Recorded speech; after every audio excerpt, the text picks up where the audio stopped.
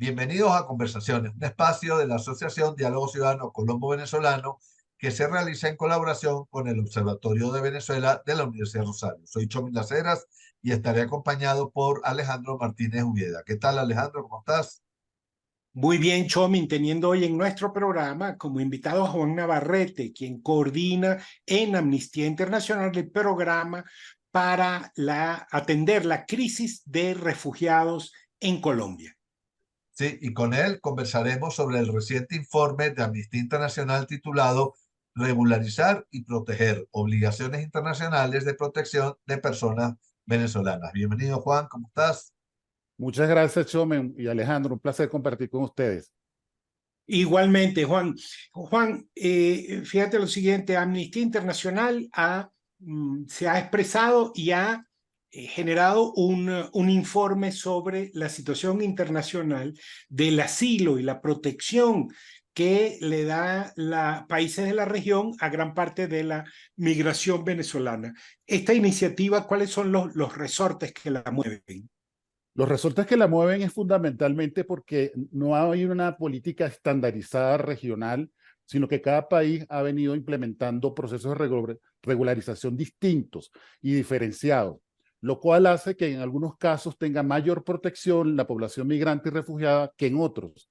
Y adicionalmente también es una deuda pendiente de lo que se llama la reunión de Quito, que es donde se reúnen todos los organismos de migración de la región, donde habían tratado de acordar unos estándares únicos, pero sin embargo hemos visto que hay una asimetría en cada uno de ellos. Por ejemplo, vemos que en el caso de Colombia está el Estatuto Temporal de Protección de Venezolanos, que tiene un documento de identidad que es el PPT, Permiso de Protección Temporal, y en cada uno de los países va variando y los requisitos son en algunos casos mucho más rígidos que en otros, y en otros también lo que hacen es que una vez que se regularizan, no todos tienen los mismos derechos y las mismas igualdad de condiciones. Sí, Juan, y precisamente sobre ese tema, para que ahondes un poquito, ¿qué diferencias hay entre la figura del refugio y la regularización migratoria o la de la protección complementaria, como es el caso del ETPB en Colombia, que tú acabas de mencionar, que han adoptado algunos países de la región? Fíjate, en el caso de Colombia es muy particular porque el caso de Colombia, los solicitantes de refugio, que son los que se acogen a través de la Convención Internacional de Refugiados de 1951, que establece los mecanismos y las obligaciones de los estados partes a crear los procedimientos que hagan que la persona pueda acceder al refugiado. Y eso se define en términos generales, personas con necesidad de protección internacional. Y en el caso de regularización, es los mecanismos que tienen todos los estados para regularizar a las personas migrantes en sus países. En el caso colombiano es un caso bien interesante porque Colombia siempre lo vendió, el proceso del permiso de protección temporal, como un mecanismo complementario de protección internacional, lo cual no es cierto. ¿Por qué no es cierto? Porque las personas que están solicitando refugio, perdón, o asilo incluso, tienen que renunciar a ese procedimiento para ir al procedimiento de permiso de protección temporal, lo cual no hace que no sea un mecanismo complementario, sino al contrario, te pone en situación de riesgo porque si tú renuncias al procedimiento de refugio o de asilo, no está garantizado que te van a dar el PPT, el permiso de protección temporal. Entonces te dejas en una condición de vulnerabilidad siendo tú una persona de necesidad de protección internacional. Ahora, Juan, fíjate, hay una cierta resistencia de los estados digamos, a acoger bajo la figura del refugio, ¿no? Ahora, esto pone en entredicho la convención, es decir, tú lo has dicho muy bien, los sistemas de integración son distintos a la figura del refugio. Es decir, una cosa es tener la posibilidad de trabajar, tener una cédula que digamos, te ponga legal en el país de acogida, pero otra cosa es la situación del refugiado que tiene otros niveles de protección.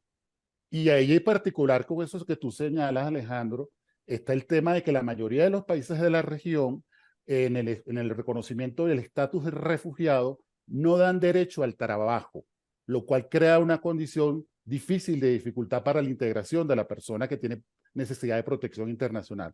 En el caso de Colombia ocurre lo mismo. La persona que está, incluso la que está solicitando el estatus de refugiado, porque de acuerdo a la Convención de Refugiados, al inmediatamente tú haber hecho la solicitud, ya tú entras en protección, independientemente de que no te hayan dado el estatus. Aunque estés en trámite, ya tú eres protegido y operan unos principios de acuerdo a la Convención Internacional de Refugiados, que es el principio de no devolución y el principio de integración familiar, ¿no? Entonces, eso crea una gran condición de vulnerabilidad y que dificulta mucho el proceso de integración. Y esa es una visión errada de la región, porque nadie dice, en la convención no dice que tú no tienes derecho al trabajo, o sea, son regulaciones que hacen los estados. Lo que pasa es que en el modelo europeo es distinto al de América Latina y el Caribe. En Europa a ti te dan estatus de refugiado, pero te dan unos subsidios, te dan ayuda complementaria de recursos económicos para que tú subsistas. En cambio, si tú no tienes trabajo, ¿cómo subsistes en un país? Claro, Juan. ¿Y qué recomendaciones hace Amnistía Internacional en su informe para que los países mejoren estos mecanismos para atender a los solicitantes de protección internacional? La primera recomendación es que se faciliten los mecanismos para el establecimiento del estatus de refugiado a las personas. Son procedimientos muy largos, engorrosos y que incluso nunca terminan dando el estatus, sino que la mayoría de la gente tiene un salvoconducto y ese salvoconducto no es un documento de identidad que reconozcan ni entidades bancarias, ni seguridad social, ni para el trabajo, ni para nada. Entonces, eso es la primera recomendación. La segunda es que los mecanismos de regularización no excluyan los mecanismos de protección internacional, porque eso es un gran error y eso lo están cometiendo casi todos los estados de la región, que te hacen que tú renuncies a tu procedimiento de refugio para poder acceder a los mecanismos de regularización. Entonces, eso genera una gran dificultad y es lo que está presentando grandes problemas en la región. Y adicionalmente, con el tema pues, de todo el movimiento de los flujos migratorios de los últimos meses, que es ya de venezolanos especialmente que se fueron al sur de América Latina, y ahora ya los flujos están yendo hacia el norte y estamos viendo todo el fenómeno del tapón del Darién, que está generando mayores condiciones de vulnerabilidad porque se quedan sin ningún tipo de documento en el tránsito a buscar ir hacia el norte.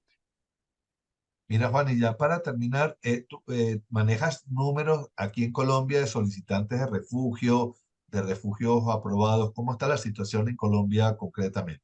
Lo último que yo había visto es que habían 7.000 solicitudes de refugio, cosa que también da cuenta ahí que la gente no accede porque sabe que no tienen mucha eficacia la protección en eso.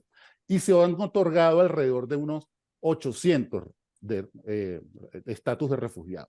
Es una cantidad mínima comparada con la cantidad de 2.500.000 migrantes venezolanos que están en Colombia y que fundamentalmente por la condición de la crisis, la emergencia humanitaria compleja de Venezuela, son personas con necesidad de protección internacional. Incluso en algún momento se hablaba de que había 40.000 solicitudes. Me imagino que mucha gente de esas ha terminado optando por el PPT porque es lo Es que le correcto. permite regularizar su situación, ¿verdad? Correcto. O deja el trámite porque el trámite es inconcluso, nunca te lleva a nada y porque el estatus refugiado no te garantiza el derecho al trabajo. Bueno, muchísimas gracias, Juan Navarrete, por acompañarnos en el día de hoy. Los esperamos la próxima semana en una nueva emisión de Conversaciones de la Asociación Diálogo Ciudadano Colombo-Venezolano. Pueden seguirnos también por nuestras redes, así como las del Observatorio de Venezuela, de la Universidad de Rosario y en el portal de talcualdigital.com de Caracas. Hasta luego, Juan. Hasta luego, un placer, Alejandro y Chomen. Un gusto compartir con ustedes. Igualmente.